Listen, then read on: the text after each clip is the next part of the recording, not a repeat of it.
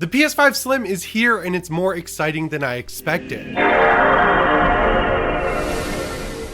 How's it going, everyone? Welcome to my bonus video here on PSReady. I was scrolling on Twitter last night and I saw that all the PS5 bundles went up on sale right at midnight, Thursday night when I was in bed. And they have a Spider-Man 2 bundle and a Modern Warfare 3 bundle. I already have Spider-Man, so I figured, hey, why not grab one of the Modern Warfare 3 bundles and take a look at the new PS5 Slim. So I brought the thing home, I unboxed it, and immediately I was kind of in shock at how much smaller it is. Like, we've seen pictures, I've talked about them here on the channel. It's something like 18% smaller than the old PS5, but this one is in that perfect size range where it just feels like it's the size of a normal console. I'm looking at it right over there, and it's a little bit taller still than the Xbox Series X, which I think is basically the perfect size, but this is in the territory where I'd like it to be because it fits perfectly underneath my TV stand, and it's thin enough where it can sit next to my Xbox Series X, even with the disc drive attached. Speaking of the disc drive, the setup process on this console is pretty much exactly the same, so before I even decided to plug it in, I wanted to tear it down. I gotta point out that they made taking off the plates so much easier on this one. It always feels like you're breaking the old PS5, and no matter what you do, the plates, like little hooks on the inside, will drag across the top portion of the center chassis of your console and make it not look all that great with all the scratches and scuffs and everything like that. And now all you have to do is really just pull up on one of the edges of the 4 plates and they'll pop right off. One end of each of them has a little hooked end, so you use that almost like a hinge to put them back on. But I gotta say, they did a really good job making sure that these are easy to take off and they feel like they're supposed to come off, right? Like when the original PS5 came out and people were taking the plates off, it was like, oh, it'd be cool if Sony made some official plates, but a lot of people, myself included, didn't necessarily think they would because it didn't always feel like you were supposed to be taking off the plates. But now it feels like they're supposed to come off, and honestly, I think we'll see even more custom plates from Sony and they'll look pretty good. And that easier to use sort of hinge mechanism that they've come up with for all 4 of the plates also extends to the disk drive. So of course, when I popped the plates off, the first thing I wanted to do was take off the disk drive, and it feels almost too easy. There's a little arrow that you slip your finger under, you just pull up and it pops right out. And then when you want to put it back on, you just connect the little hooks of the hinge on the left side of the console and then just pop it right down. It slides right in. There's no like catching or anything like that. It feels actually designed to be this easy. So I don't think anyone's going to have any trouble taking the disk drive off or putting a new one in if theirs happens to break, or for some reason you lose it. I don't know why you would, because I don't think I'm ever taking mine off. It does not look as awesome, I would say, as it does on the regular PS5, but the regular PS5 doesn't look awesome as is. I think overall the digital model would probably look a little bit better, but I'm that weirdo who still buys some games on disc, so it made more sense for me to grab the disc edition. And also for this video, I wanted to take it apart and see how easy it was to replace the disc drive. So just to summarize the hardware perspective here, it's easier to take apart 100%. You can pop all 4 plates off incredibly easily. You can get to the SSD slot, I'd say, as easily as you could on the original PS5, and getting to the new detachable disc drive is super simple. So I think this was a thoughtful revision that Sony did. I don't think it was an afterthought, even though, of course, the only reason we got this newer version of the console is because Sony wanted to make it cheaper to produce them. It's not like we're losing out in the long run when it comes to the hardware, because once I plugged it in and set it up, everything was pretty easy as well, just like it was on the original PS5, but I did run into a snag. So this time around, I actually took my external SSD, or my upgraded SSD, I don't really know what to call it, the one that I put in there that's 2 terabytes, that's in addition to the 1 terabyte you get with the console, okay, like the external SSD. I decided once I already had it taken apart to pop that in there, and when I went through the first time setup process, it gave me a menu option right away that was like, hey, do you want to get this SSD ready to go to work with this PlayStation 5? I clicked yes, it formatted it, it let me know the read and write speed, and it said it'll work fine with the console, and then I was good to go. So I started going through the process, and then eventually I got to the point where I thought it would ask me about the disk drive, and then it just hung for a while. Like, I let it sit for about 10 minutes on this blank screen screen, I turned the console off and on, and when it turned back on, it went to a screen where it was updating the disk drive. So once the disk drive received its update, it was like, hey, you're gonna have to pair this disk drive with your console. That took about, I don't know, 30 or 45 seconds, and then from that point forward, it was like, hey, this disk drive is paired with this console, so you're good to go. You can pop a disc in if you want, but of course, because this is my second PS5, I just started downloading a ton of games to it directly. So I haven't really tried out the disk drive, but it isn't loud, it's super quiet, it seems like it works just fine, it activated very quickly. I know there's still an argument over whether or not it's good or bad that Sony legally has to make you connect this thing to the console with a pairing process. I don't really care, honestly. I don't think it's really going to ever affect me, because by the time this becomes an issue, the PS6 or PS7 will be out. We don't even know if we're going to be using discs by then, but I will probably have moved on, because I think we'll have another generation after this one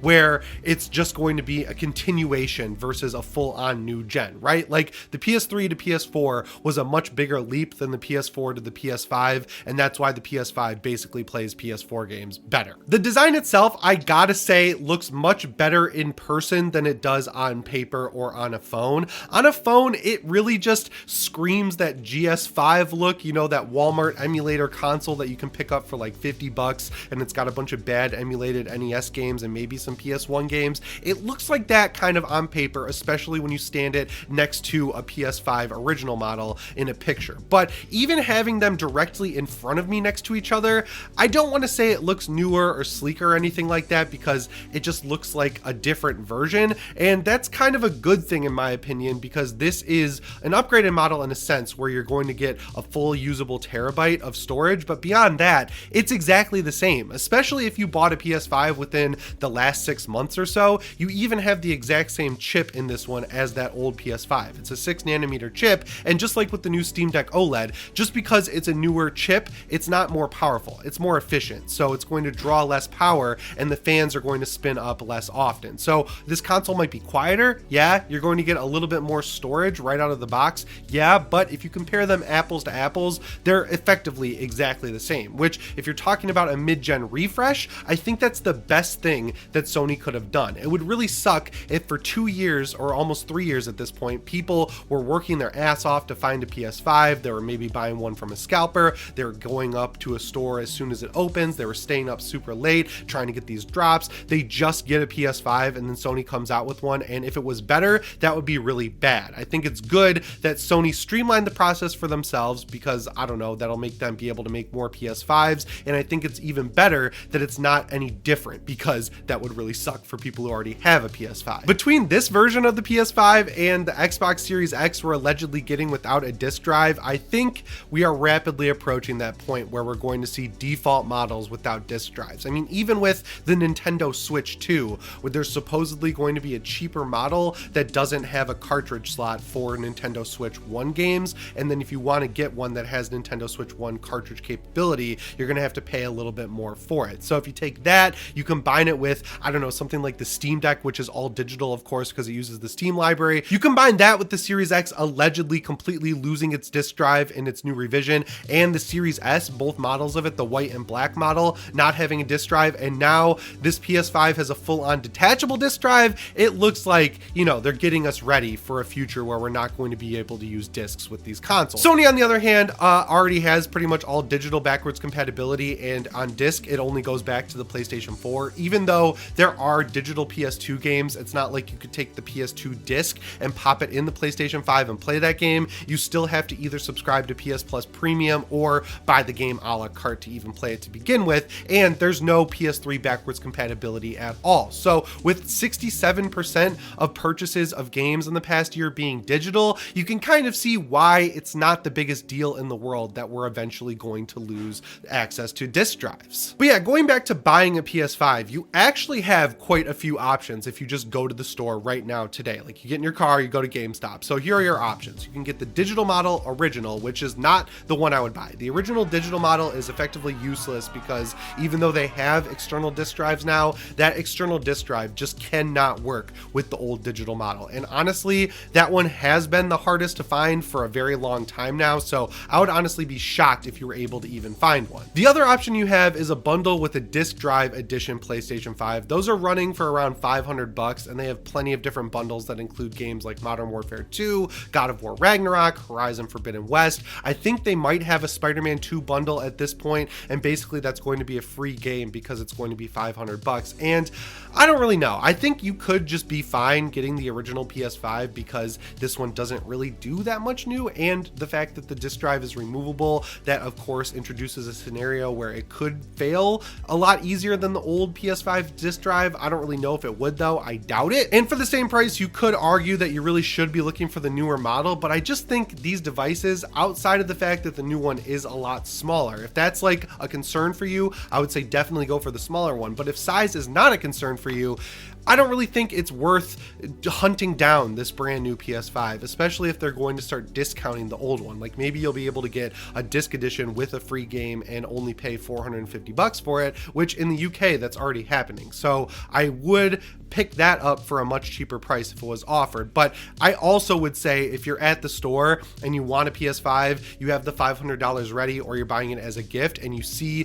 one of these new bundles with Spider-Man 2 or Modern Warfare 3, grab the Spider-Man 2 bundle because Modern Warfare 3 is getting terrible reviews, but don't feel like you're missing out or anything by buying the newest version of the PlayStation 5. But also vice versa is opposite because they are so similar. And also back when this thing was being teased with the announcement of the PlayStation Portal, the Pulse Explorer and Elite, that PlayStation Link capability seemed like something that was going to be baked into this console and not the original PS5. But now here we are, and that is definitely not the case. You have an adapter with both of those headsets, and you use that adapter on your PC, your PlayStation 5, or whatever else you want to plug it into. So knowing that, there's really no reason to worry there either. And if you take the new Pulse headsets and put them next to the old PS5 and put them next to the new one, Sony's done a good job making sure that everything looks cohesive and like it belongs together. So it's not like that new hardware is going to look new. So it's not like that new hardware is going to make your old console look bad or anything like that. Like for me personally, this is definitely a supplementary purchase. It's going to be nice to have it sitting here in my basement underneath my TV so I don't have to move my original PS5, which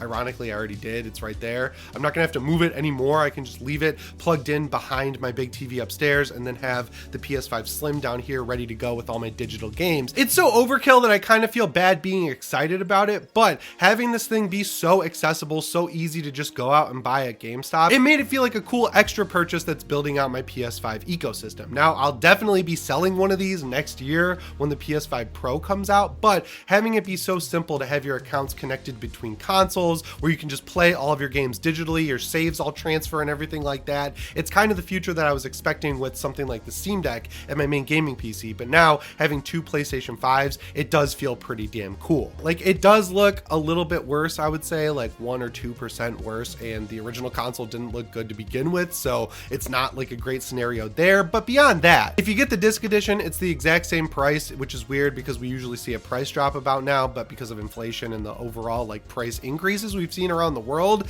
I guess it could be considered an actual price decrease on the console, which is a weird way to think about it. You're also going to get a free game, which Modern Warfare, again, not the one to get. Spider-Man 2 is one of the best rated games of this year, and it is awesome. So getting that for free is a great first game to have with your PlayStation 5. And if you equip it with PS Plus Extra or Premium, you're going to have a massive library ready to go of games that are going to look and run awesome on this new machine. So yeah, I think this is a worthy purchase, not necessarily a worthy upgrade. Like there are very few people where I think your situation would warrant upgrading, unless you're someone who got the original digital model for 400 bucks and you feel like you want that disc drive and you're bummed because you can't buy the external one. Then I would say sell your old digital model and then upgrade. But yeah, I don't think this is something that anyone needs to go out and buy right now, unless it's your first PS5. And in that case, just buy whatever one you see at the store, because you're going to have a great experience no matter what. Anyway, guys, that's all I've got for you today. Make sure you let me know what you think down in the comments below. Remember to subscribe and set your notifications to all if you haven't already. As always, my name is Jimmy Champagne,